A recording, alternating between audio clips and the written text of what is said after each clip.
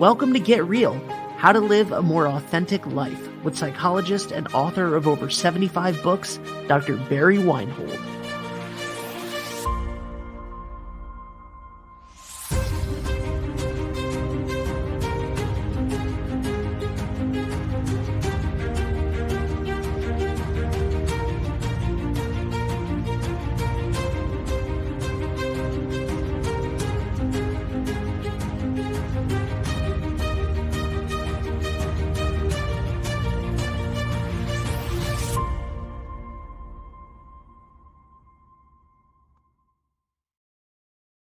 Hello, everybody, and welcome back to Get Real, How to Live a More Authentic Life with Dr. Barry Weinhold. My name is Ben Barber. Dr. Weinhold, how are you today?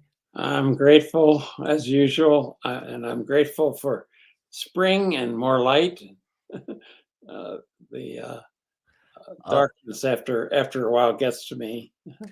Absolutely. There are some May showers outside my window right now, but in general, it has been bright and beautiful here in Rhode Island, and I'm super happy about that. So that is very, very, very exciting. What do you have for us today? We've been Let me talking just about say your. one more thing Oh yeah, about go ahead.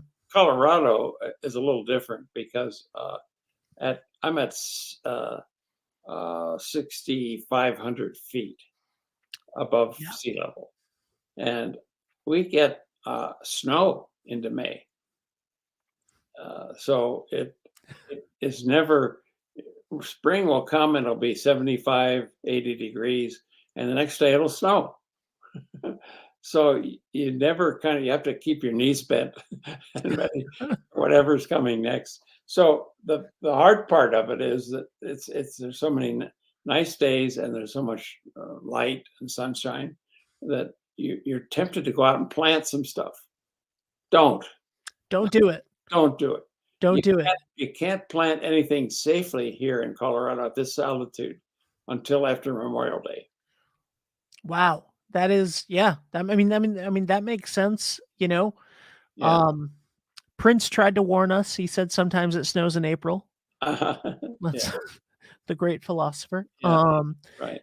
And but yeah, that's crazy. So we've been talking about your new book, which is called What Is Your PsyQ?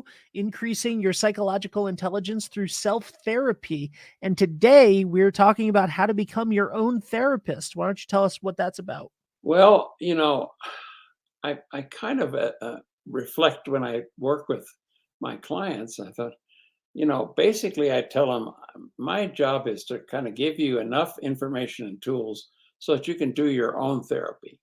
And you think, well, that's not possible. Well, it is. I have clients who I had one client who emailed me about a week or so ago, and I haven't seen him in over a year, and he is doing great. He has gone much further than he did when I worked with him because I gave him the tools and the understanding about what he needed to work on, and he just went at it and went at it with a vengeance. And he has made huge changes in his life, and he's not even 30 years old yet. So that really is encouraging to me that many younger people are grabbing onto the idea that they can change their life. And if most of the people who come to me at first will say, well, gee, doc, my life isn't working. Can you help me? And I kind of look at them and say, well, first thing we need to talk about is the fact that I don't think there's anything wrong with you.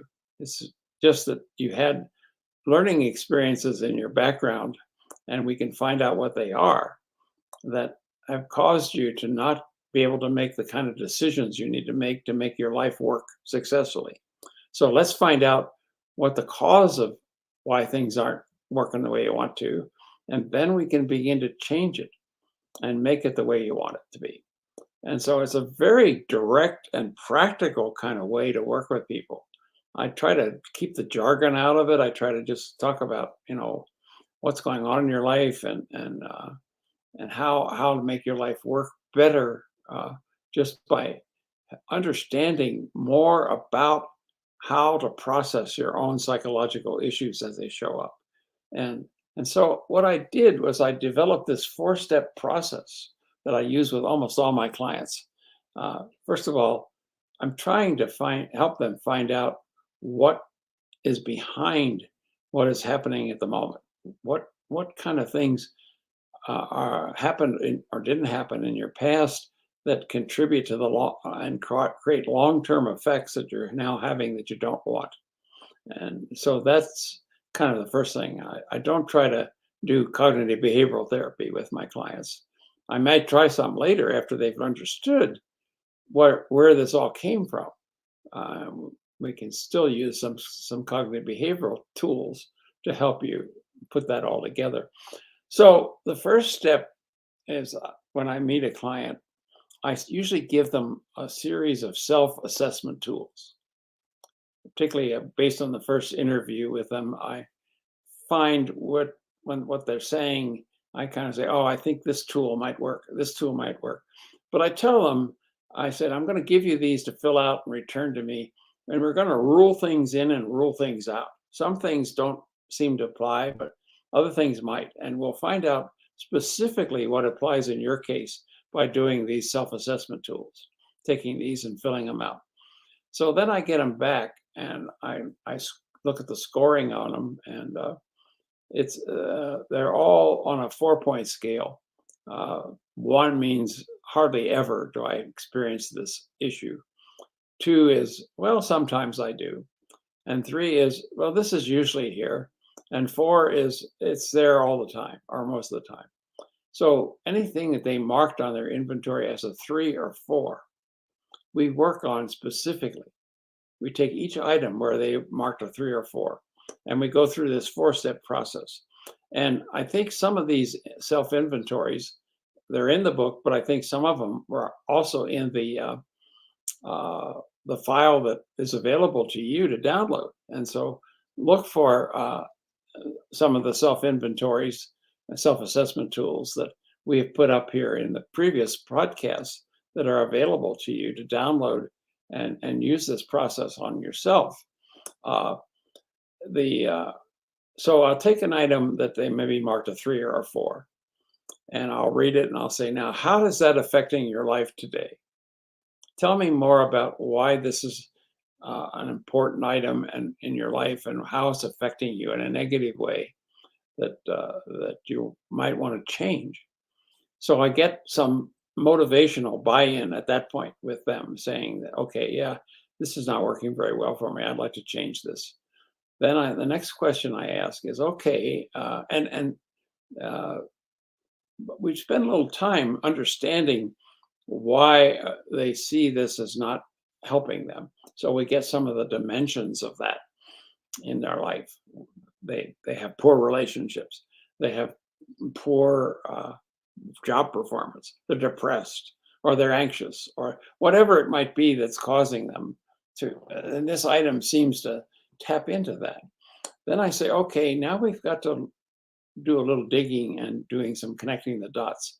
When do you think this item showed up in your life for the first time? Where did you begin to do this that you now are doing and you don't want to do anymore? And in the process of helping them determine that, sometimes people know right away, but other times I have no idea where this might have come from. So then I say to them, okay, think about how you're feeling with this item. What feelings does it bring up in you? And someone will say like fear or anxiousness or sadness sometimes, or anger even sometimes. And then I say, okay, well, where do you feel that in your body? Close your eyes and see if you can locate it in your body. And most of the time they'll say it's up in here or down in my gut. It's in the core where they feel it the most.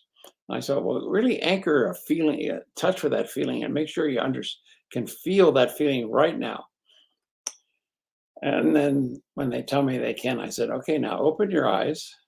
And now I want you to keep that feeling in mind and be in touch with it very, very directly. And close your eyes and tell me the first time you ever felt that way. you'd think that would not yield much. Sometimes within 2 seconds, they'll tell me. I was 3 years old, and this is what was happening. And I was feeling the same way now as I am now. So it's not too hard sometimes to get people to access the memory of that kind of situation that where they has left something unfinished. That's the third question then on the 4-step model is, so what do you think was unfinished about that keeps that showing up in your life? What might have happened differently if certain other things had happened during that time? And usually the unfinished part of it is that they didn't have a voice in whatever was going on. That's the number one. Or they didn't. There was no way they could do anything that would change the situation. And then the other side of it is that they probably needed something from somebody else, like comfort, and they didn't get it. Or they needed some reassurance, some reassuring words, or supportive, compassionate words from somebody who was involved with this unfinished incident, and they didn't get it. So then we say, okay, these are the unfinished pieces that keep this memory alive in your life and keeps interfering with your life. So let's see what we can do right now to change or basically finish whatever didn't get finished in that earlier incident or earlier incidents. It often is a series of incidents.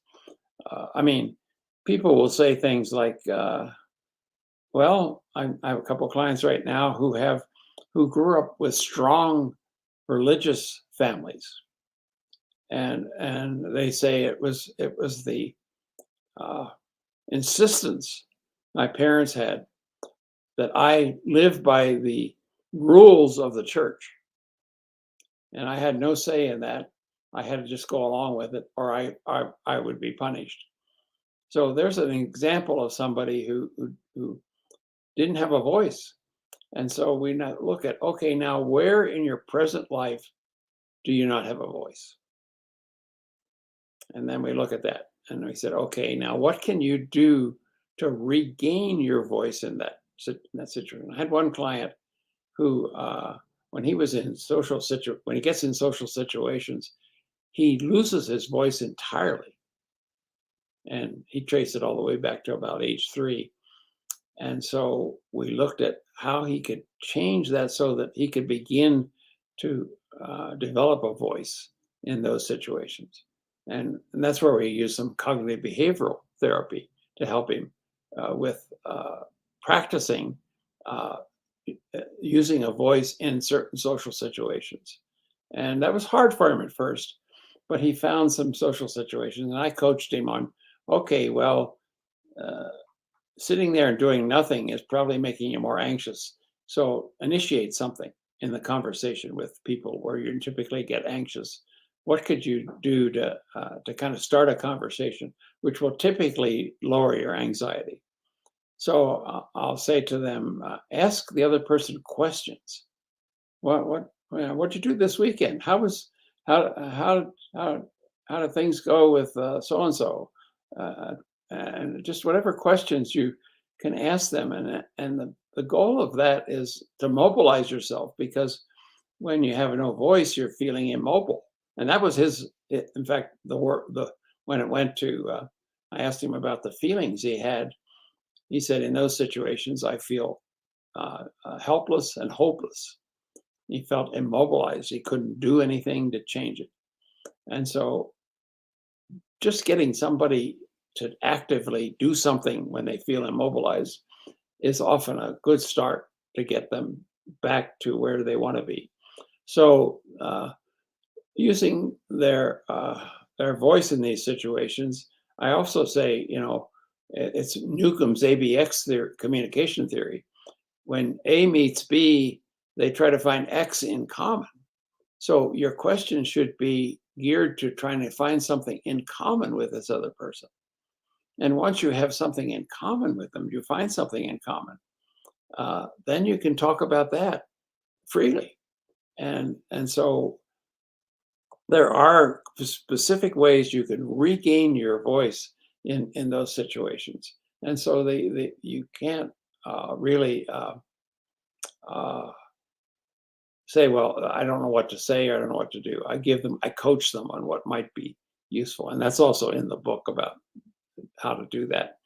So that's a kind of a, and the idea behind that is that when you were 10 or whenever, and this happened to you, you didn't have much power to change it.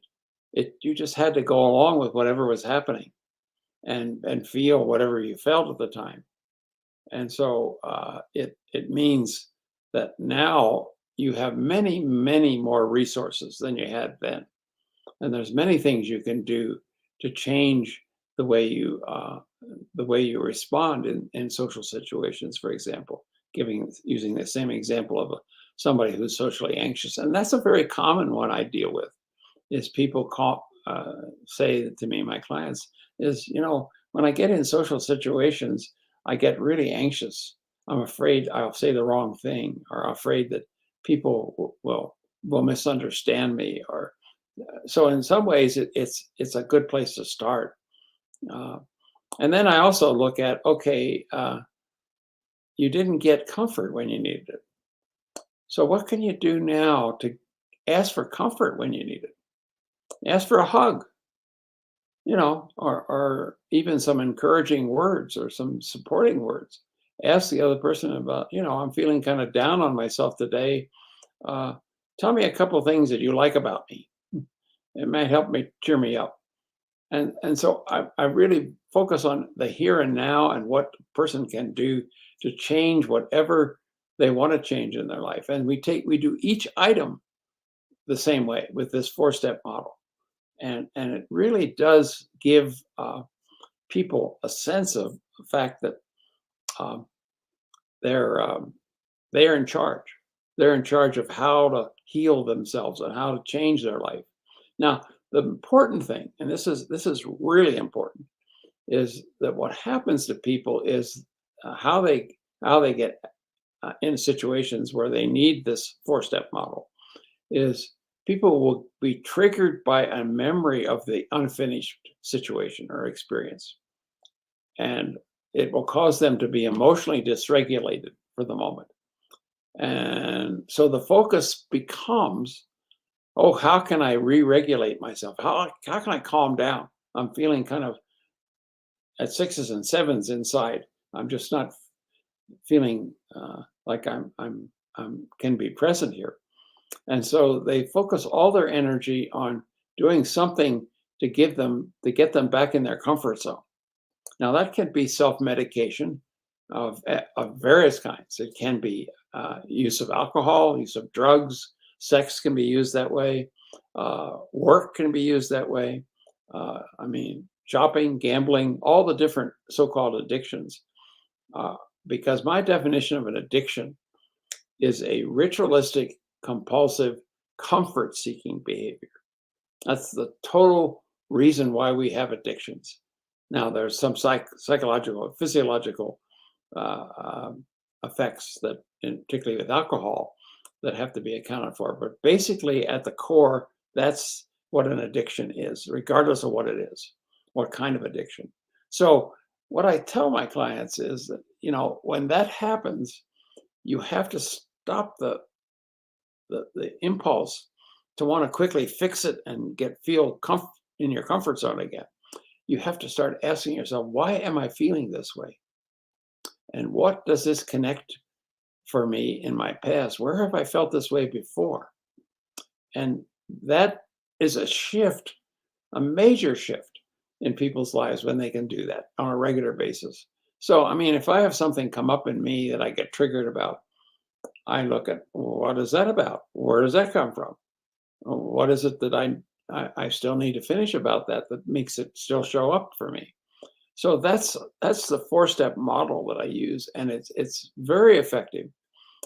And you believe it or not, people do remember once they have some sense. And if they don't, the self-assessment tools help them see that there are things that happen, because many of the items on the self-assessment tools relate back to things that might have happened in your childhood. and then looking at, well, how much of that is still affecting you, because we know that these things that happen to us do affect us. They really give us well, actually, and if you understand your psychological process, it's your body giving you a signal that says, "Hey, pay attention to this. This is something that's unfinished." But instead of thinking about it that way, you try to avoid it, distract yourself, and try to regain some sense of comfort or get back in your comfort zone instead of asking those questions. So if you begin to ask those questions, then you can use this four-step model very, very well to do your own therapy. And I've had clients that show me that they're able to do this. So it isn't something that I think is impossible or difficult. It may seem difficult at first because you haven't done it before. It's like learning anything is new. There's a practice effect.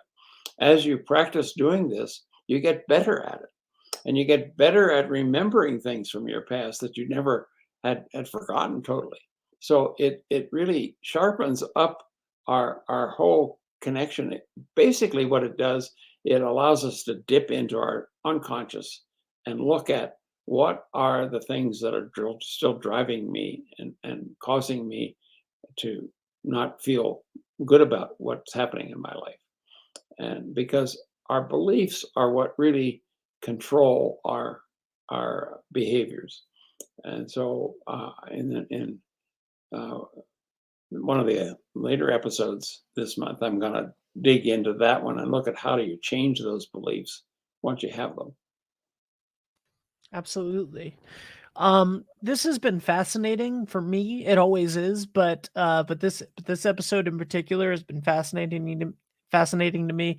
I think that you talked about this book being perfect for people that are theraphobic, right? And I think that this idea of how to become your own therapist, right? Like that's why self-help is a genre.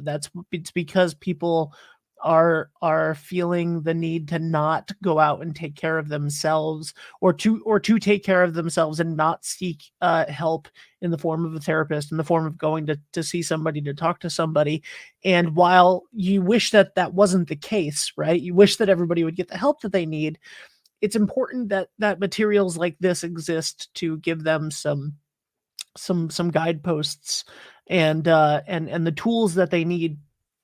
And this book is incredibly extensive and thorough in how to do those things, and the podcast every week is as well. So thank you for all of your ability to share everything that you've learned with us. Well, you're welcome, and I'm grateful that I'm able to share this from my own experience and what I've learned and how it's made my life better. I mean, everything that I've ever used with a client, I've used myself first. Yep. And if it works for me, then I use it with a client. If it doesn't, I throw it away. So, That and makes sense. then of course, everything in the book is what has worked with my clients. So you're getting the best of the best in that book. I love it. So what are we talking about next week specifically? Well, next week I'm going to drill down on the first item in that self quiz, uh, how to show up and tell your truth, and Excellent. what that's all about. Because I think it it deliberately is the first item for it isn't just random choice, because I think it's one of the most important items in that whole self inventory. So I'm going to dig in deeper into that one. I love it. Click the link in the description of this video to go to circle.org to get all of the information on everything, to buy the book, to do everything that you need to do here. So thank you guys so much for watching and listening, and we'll be back next week with more info with the wonderful Dr. Barry Weinhold. Well, Bye, everybody. all of you are going to be able to raise your PsyQs. Absolutely. Absolutely. That's what we're here for. Thank you, Doctor. Right.